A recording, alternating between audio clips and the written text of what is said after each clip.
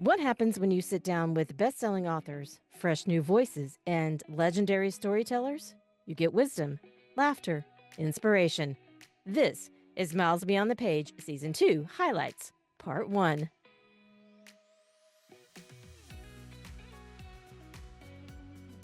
Welcome to Miles Beyond the Page, the show where we go behind the stories with the writers who bring them to life.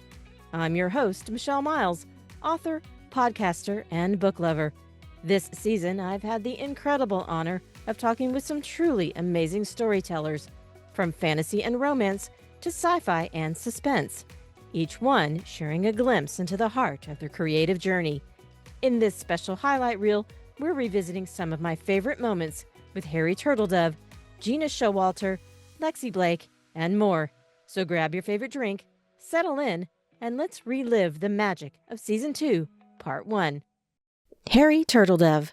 Well, I was thinking it would be fun to write a noir novel, except a noir fantasy novel, with full of corrupt cops and detectives no more honest than they have to be, and who drink too much and mess around with the ladies and all that good stuff, except in a world that wasn't just like our world, a world with vampires and ghosts and zombies and magic and all the complications that stuff brings. When you're writing fiction, you're not writing about the created world. You're writing about the world you're living in. I do first drafts in longhand. Oh, wow. That's awesome, though. I'm not the only one, and some of the other people who do will surprise you sometimes. But I find that it makes my style tighter because a lot of the garbage that would come out if I were typing as fast as I could just stays inside when I'm limited to the speed of handwriting. I am not a neat, organized, outline everything in advance kind of writer. I never have, because for me, half the fun, more than half the fun, is telling myself the story, because, you will not get anywhere if, it takes application. You have to apply your butt to the chair in front of the screen or in front of the piece of paper or whatever you write on. Kristen Lindsay Hager. And I loved the idea of somebody being broken, but being put back together in an even better way.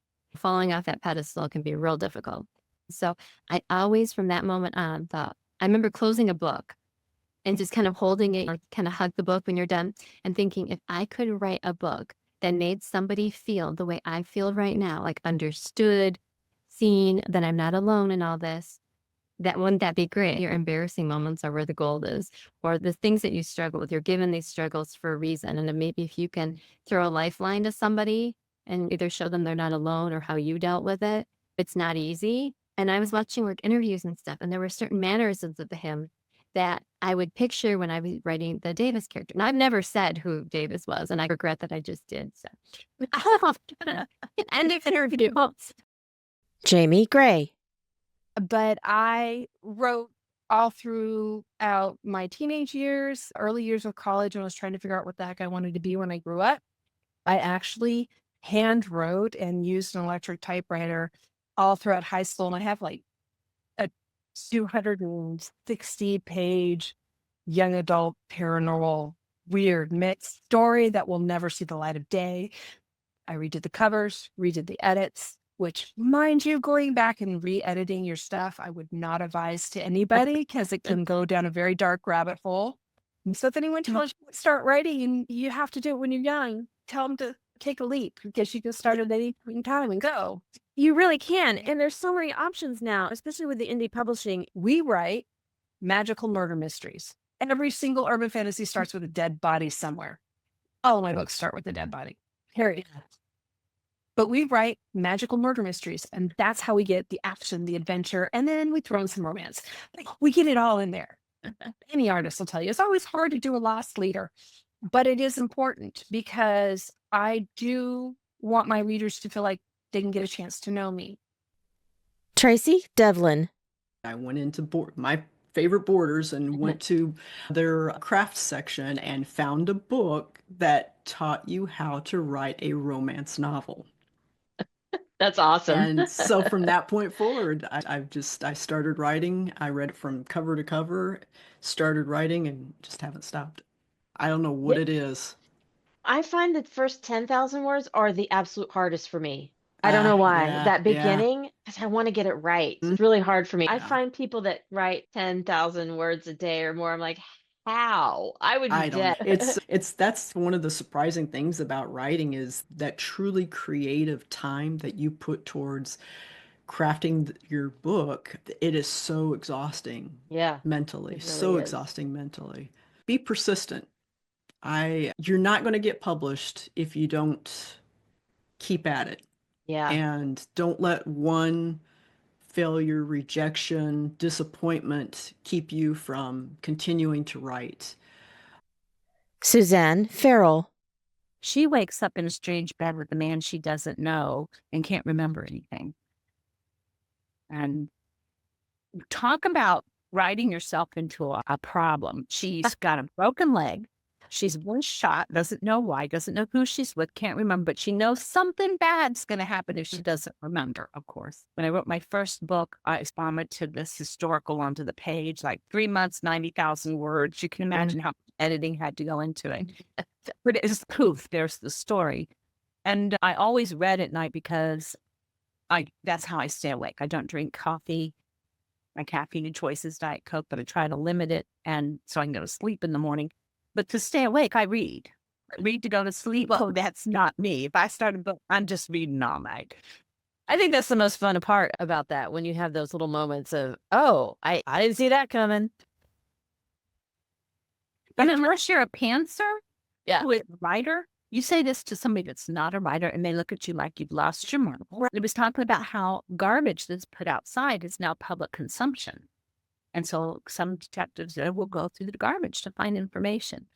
So while he was talking, this whole scene popped into my head of what if the hero pulls up outside a bank and a woman standing on the top of her car parked in front of the bank's large dumpster, and she's dumpster diving, and all he can see is her back end. And of course, he's startled for she jumps and he gets covered in trash. J.L. Sullivan. It taught me a lot about writing. In fact, it's funny, about 5 years ago, my wife found the original story I'd written in my parents' house. Wow. Bound for me for our anniversary and gave it to me, which was cool, but which is hysterical to read now. What I thought there were a few love scenes where I'm like, oh, sixth grade writing a love scene was comical. And so what I ended up doing was I knew who the agents and the publishers that were going to be there to take pitches.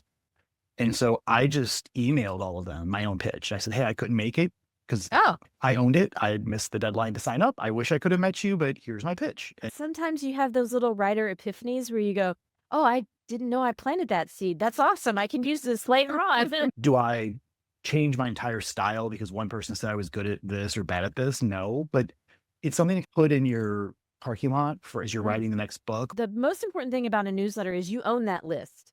So if your Facebook account gets shut down tomorrow, you still have a way to reach your readers. Lyndsey Luellen. One girl joins a crew of truckers to brave the waste and avoid becoming the savior to a city that murdered her parents. So there's lots of storms and monsters and a touch of romance. So my main character, yes, she finds out she can save a city from destruction, but she really hates them since they killed her family. So she joins the truckers and braves the waste. Like this book I just finished, I wrote this, what I thought was a throwaway character. Turns out he's the villain. Didn't know it till I wrote the last chapter. And so sometimes it's a little weird because I do a lot of book signings at farmers markets that my husband is involved with because my husband's a farmer. And I'll see people come up to me and it will be younger girls. And I'm like, okay, this is your kind of thing. Do you want to be an influencer or do you want to be an author? But at the same time, if you don't market your book, who else is doing it? Even if you're a traditionally published author, you're going to be your best marketing person that there is. Zoe Allison. I always say, that's what I read and write romance for, is for the escapism. If I want realism, then I'll just watch the news. And so It is a bit hodgepodge because my day job is being a doctor and I do kind of work full-time hours over 4 days job, and I've got a family as well. So I have to kind of slot the writing in where I can fit it. I just kind of sat down. I had a vague idea in my head about the gist of the story. I didn't even know what any of the characters' names were going to be. And I just sat down and started writing. Don't listen to the imposter syndrome. Keep doing it, and don't be afraid to carve out time to write. Gina Showalter. Well, I love to create. I love putting the pieces of a story together and then watching it come together.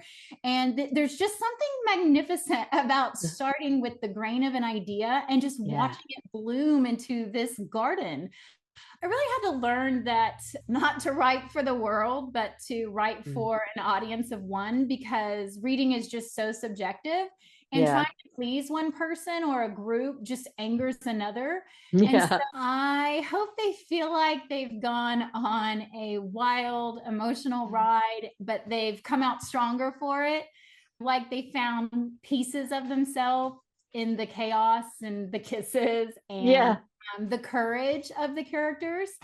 Like they found hope and maybe been handed a sword and a note that said, "You've got this." Kevin Hwang. But it's not a message that I'm putting out. Yeah. I want readers to react in just to feel like it was an authentic story. Yes. Whether they agree with the things that Peter was feeling or doing, that's not such a concern of mine. I just want them to think it's a good, authentic, entertaining story. What worked during those times was just to write something. Yeah. Just let the story kind of stay in my brain.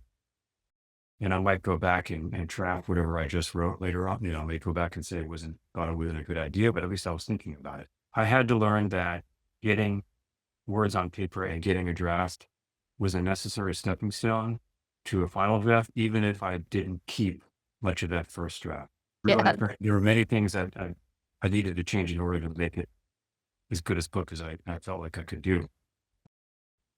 So I had to come to grips with the fact that I have to rewrite the whole thing. And so I availed myself of the opportunity to sign up for these seminars where we read each other's work and stuff.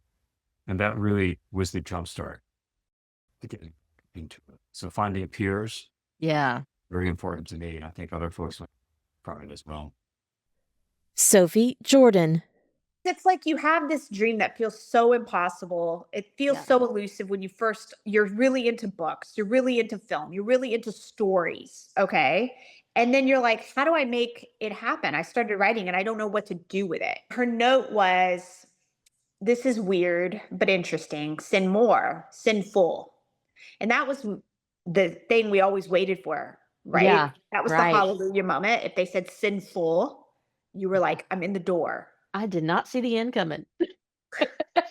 That's all I'm going to say. I saw this twist, but not that twist. There's 3 places to open a book. It's like the moment before the hits the fan, as the hits the fan, or immediately after the just hit the fan. These are the only 3 places to start a book, in my opinion.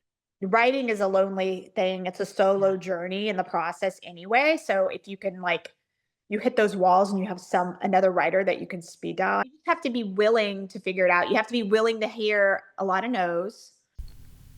Lexi Blake. Romance authors end up, well, not just romance authors, but any author, any woman, we end up having our ambition called arrogance. This is where everybody thinks that writing is this beautiful, inspired thing. And the muse comes down and sprinkles little pixie dust on our head and we just write along. In reality, it's a lot of staring at a screen going, what is next? Am I happy? Am I comfortable? Am I living a life that I want to live and being able to fuel it with my own creativity?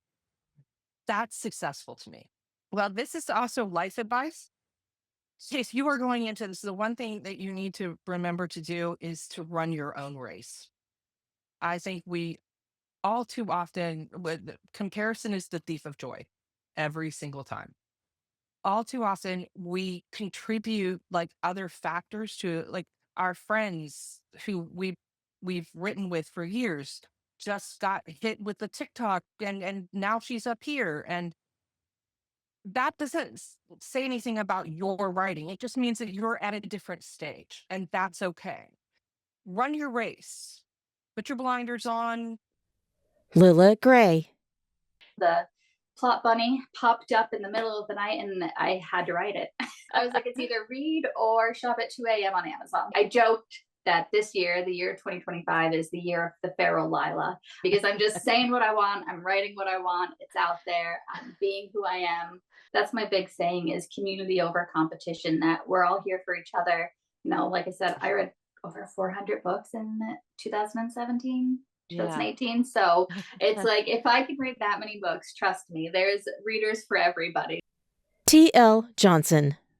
She just came to me as a woman who's been through hell and refuses to be pitied. She just wants to do everything on her own. And I wanted to write about resilience and the way trauma shapes you but doesn't define you. Yes, 75% wanted a cliffhanger. And I was shocked. I was also quite angry. I was salty about it. And so I was like, okay, I never planned to write a cliffhanger, but I know the perfect place to put it. I had no voice growing up. I was made to feel small and I wasn't allowed to have anything of my own. And so I knew whatever I create is going to be 100% mine. Why can't I open an indie bookshop and stock only indie authors? No one else is. Right. But if I can do one little thing in my small community, then I've made some difference. And so we can't make big changes sometimes, but we can make little changes, and little changes ripple. What a season! And that's just part one. A huge thank you to every author who joined me, and to you for tuning in, commenting, and sharing your love of storytelling.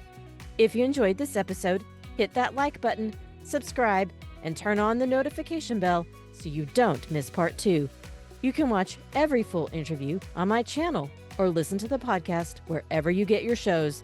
Until next time, keep dreaming, keep creating, and keep going beyond the page.